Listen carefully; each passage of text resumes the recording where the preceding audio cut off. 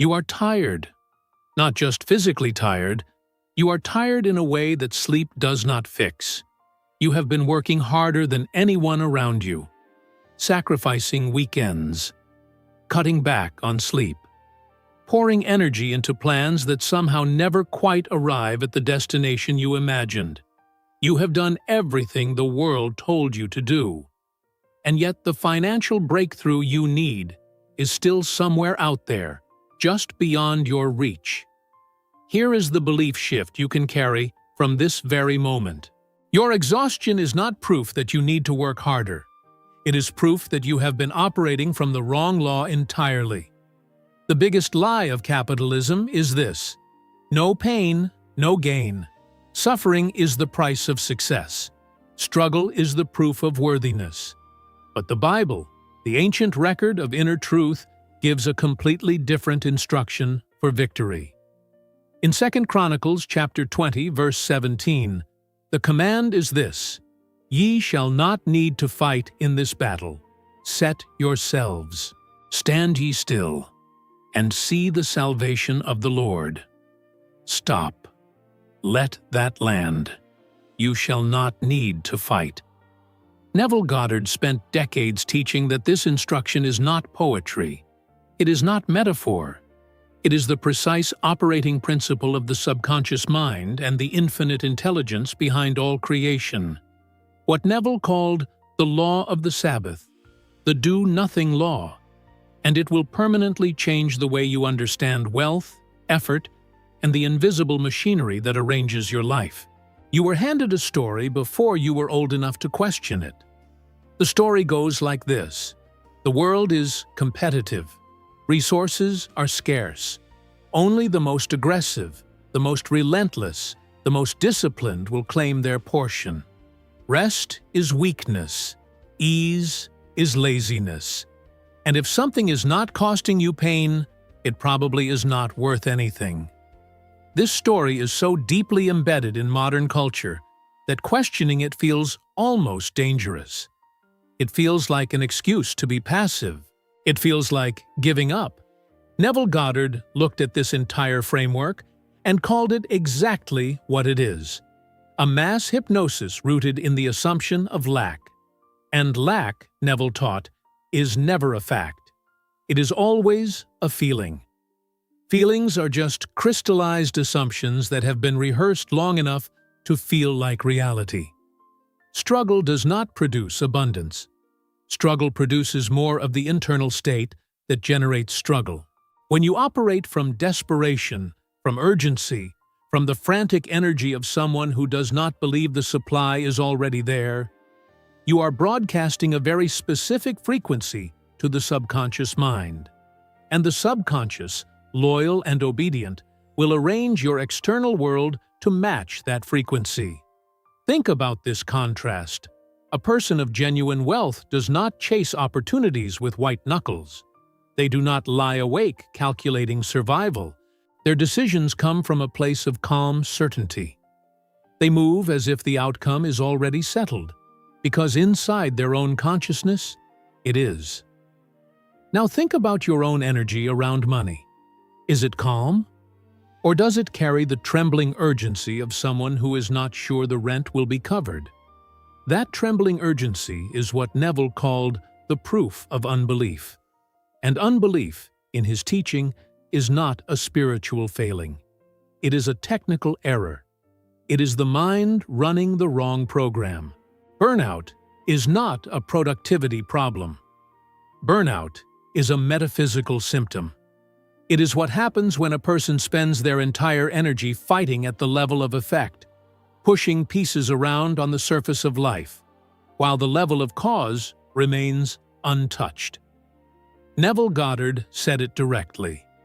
You must stop spending your energy on the surface of things and begin to move at the level of cause, which is consciousness itself.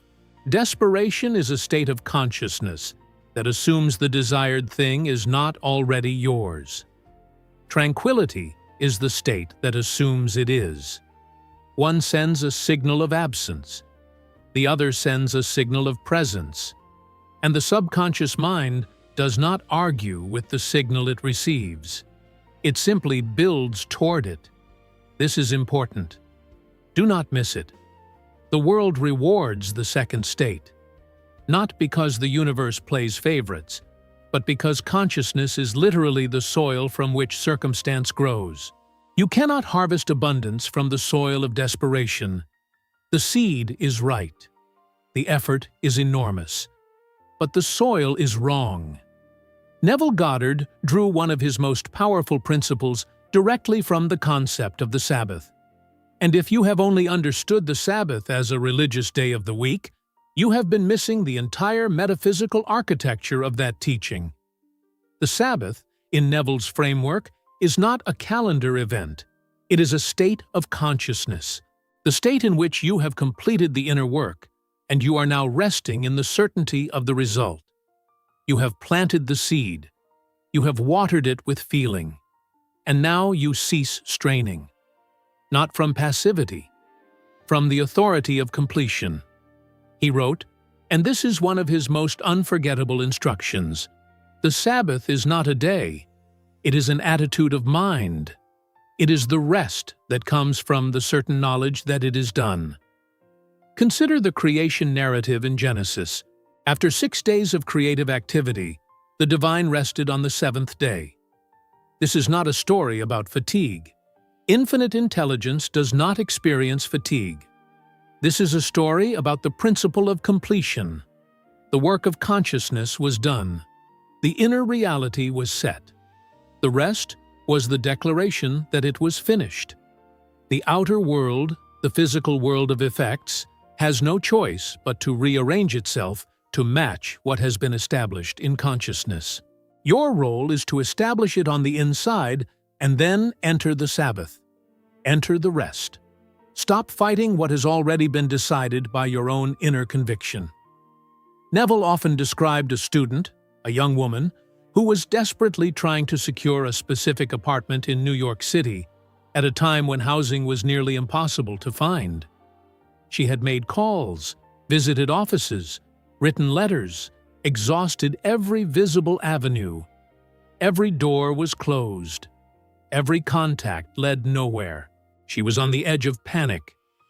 Neville gave her one instruction: stop trying to find the apartment. Every night before sleep, feel what it would feel like to already be inside that apartment. Hear the specific sounds of that space. Feel the particular temperature of the air. Feel the satisfaction and ease of being home in that exact place. Nothing externally, only that. Nightly. Within 2 weeks, through a chain of events she could not have engineered, a contact she had not spoken to in years reached out about an apartment that had just become available. The building she had wanted. Within her budget. Almost no negotiation required. The subconscious had arranged it. She did not create those events consciously. She could not have.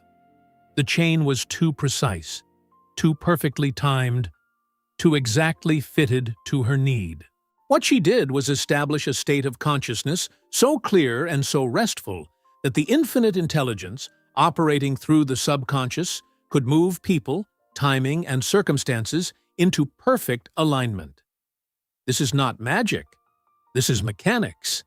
The subconscious mind operates on feeling, not on effort, not on strategy. When you flood it nightly with the feeling of the wish fulfilled and release all desperate grasping during the day, you give it clean instructions and the space to execute them. Neville called this the bridge of incidents. When the inner state is set, a series of events will begin to bridge the gap between your current reality and your desired reality. These events appear as coincidences, as lucky breaks, as unexpected conversations, as sudden opportunities. They are not random. They are the subconscious delivering on the instruction you gave it in the silence. The desperate, straining, forcing energy interferes with the bridge. It introduces contradictory signals. It tells the subconscious that the desired outcome is still in doubt. And the subconscious responds by maintaining the conditions of doubt: rest, trust, receive. That is not passivity, that is mastery. Each night, as you move through the threshold between wakefulness and sleep, your conscious analytical mind begins to relax its grip. The critical faculty, the part of your mind that constantly argues against your desires with evidence from the past, goes quiet. In this window, the subconscious is maximally receptive. What you feel here is received as instruction, not as imagination. You do not visualize a journey toward the desired outcome. You do not see yourself trying to get the wealth. You see yourself already in possession of it. You feel the specific emotional texture of the life you desire as if it is simply your current, ordinary reality. The relief, the ease, the natural confidence of someone who has enough. Neville was precise about this. Do not think of getting. Think from having. Feel the difference between those two words. Getting implies absence. Having implies completion. The subconscious cannot distinguish between an imagined state felt with conviction and an experienced state felt with the same conviction. It responds to the emotional reality, not to whether that reality is physically present yet. You plant the seed nightly, consistently, without anxiety about the result. You feel it, you rest in it, and you allow sleep to carry that impression deep into the subconscious, where it begins its invisible work. Now, the day.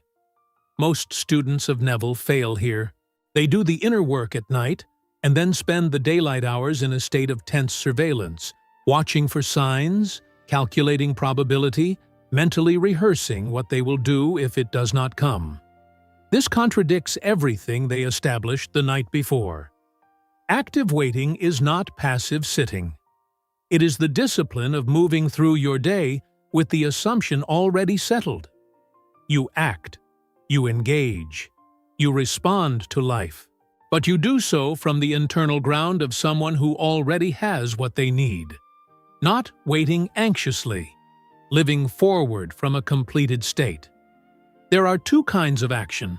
The first comes from anxiety, from the desperate need to control outcomes, from the feeling that if you stop pushing for even one moment, everything will collapse. This action is exhausting, compulsive. It does not feel like inspiration. It feels like obligation under threat. The second is what Neville called the inevitable impulse, a prompting that arises naturally, from ease, often unexpectedly. You feel drawn to make a particular call, a clear inner nudge to attend a specific event, a pull to reach out to someone you had not thought of in months. These impulses do not carry the trembling energy of desperation. They come with quiet clarity, and when you act on them, they consistently move you along the bridge of incidents. Fear-based action feels urgent, compulsive, and draining. The inevitable impulse feels clear, calm, and strangely certain. When you have done the inner work correctly, these impulses arrive regularly. Your only task is to recognize them and move without hesitation. Not to manufacture them, not to force the next step. To remain in the state of the wish already fulfilled and trust that the impulses arising from that state are the subconscious delivering the bridge, one plank at a time. Do not fight. Set yourself. Stand still, and see the outcome arrange itself before you. The principles Neville Goddard taught do not belong to one mystic. They surface across centuries, across traditions, converging on the same fundamental mechanics. The more you recognize this convergence, the easier it becomes to actually trust the law enough to rest in it. Joseph Murphy, whose work in The Power of Your Subconscious Mind reached millions, described what he called the law of reversed effort, a perfect translation of what Neville was pointing at. Murphy observed this. The harder you consciously try to force a result, the more resistance you generate. The effort itself carries the implicit message that the desired outcome is not present. The subconscious, which operates on suggestion and feeling rather than logic or willpower, picks up that message of absence and reinforces it. Murphy wrote with great directness, "When your desires and imagination are in conflict, your imagination invariably wins." If you desire wealth but your imagination is filled with images of shortage, of bills unpaid, of opportunities missed, of doors closing, then all the willpower and hustle in the world is working against an inner current far more powerful than surface-level action. Think about trying to remember a name just out of reach. The harder you tried, the more it escaped you. Then, an hour later, thinking about something else entirely, the name surfaced effortlessly. That is the law of reversed effort at work. Forced effort created interference. The relaxed state allowed the subconscious to deliver. Apply that to money. Apply it to the client you need. The business breakthrough. The investment that finally moves. The bridge of incidents deserves your full attention here. When you establish a new state in consciousness, it rarely materializes in one dramatic event. A series of events begins to unfold, seemingly unconnected, collectively moving you from your current position to the position your consciousness has claimed. A chance conversation leads to an introduction. That introduction leads to an opportunity. That opportunity requires a decision that opens a door to a resource. That resource produces the result you desired. None of these individual events look miraculous on their own. And that is precisely the point. The subconscious does not operate through spectacle. It operates through ordinary events arranged in extraordinary sequence. Most people miss the bridge entirely because they are waiting for a single lightning bolt of manifestation. But Neville was clear. The bridge is built plank by plank, through the natural movements of daily life, rearranged by an intelligence operating below the level of conscious awareness. Your task is not to build the bridge. Your task is to hold the state that instructs the bridge to be built. Consider the entrepreneur who stops desperately pitching from a place of need and begins operating from the internal assumption that their offer is already valued, already chosen, already successful. Their communications change. Their energy changes. The conversations they attract change. Clients sense the difference immediately. Not because of a strategy shift, because of a consciousness shift. Wealth does not respond to force. It responds to the certainty of its own presence in your inner world. Rest in that certainty. Watch the bridge appear. The battle for your financial life was never meant to be fought at the level of external effort. It was always meant to be won at the level of inner assumption. The do-nothing law is not an invitation to stop caring. It is not permission for indifference. It is a precise spiritual and psychological principle. The work of creation is inner work, and when inner work is done correctly, the outer world is left with no choice but to conform. Neville Goddard saw this truth everywhere. In the words of William Blake, who taught that all of existence is imagination and that there is no other God. In the letters of Paul, who wrote that we are transformed by the renewing of the mind. In the teachings preserved through Abdullah, the Ethiopian rabbi who first showed Neville the interior nature of Scripture. In the life of Jesus Christ, the Lord God incarnate, who walked through every physical limitation, not by fighting it, but by seeing through it to the completed will of the Father, who declared from the cross, "It is finished," before a single stone had been rolled away. That declaration is the Sabbath, the inner completion from which all outer transformation flows. The permanent state of rest Neville pointed toward is not a state you visit once during the night and abandon in the morning. It is a state you inhabit. It becomes your default. The assumption that abundance is your natural condition, that infinite intelligence is arranged in your favor, that the supply is already present and merely waiting for your consciousness to match its frequency. This assumption becomes your ground. You do not reach for it in moments of crisis. You live from it. And from that ground, the impulses come. The doors open. The bridge appears. Not because you forced anything, because you finally stopped contradicting the truth of what already belongs to you in the infinite field of divine mind. The system the world handed you was designed to keep you producing from fear, spending from insecurity, measuring your worth by the volume of your visible effort. That system serves the economy of scarcity. It does not serve you. Neville Goddard's teaching is a dismantling of that entire framework, not from rebellion, but from revelation. Consciousness is cause. The subconscious is the instrument of infinite intelligence within you, faithful and creative beyond all human engineering. Rest is not the reward that comes after achievement. It is the very ground from which achievement grows. You were not built for endless striving.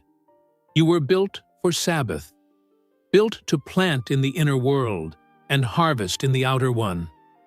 The exhaustion you have been feeling is simply the signal that you have been working at the wrong level.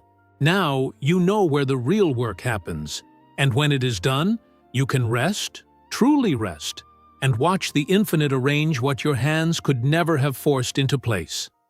If this teaching has shifted something in you, if you are beginning to see the inner life differently, if you want to go deeper into the laws that Neville Goddard spent his lifetime uncovering, this community is where that journey continues.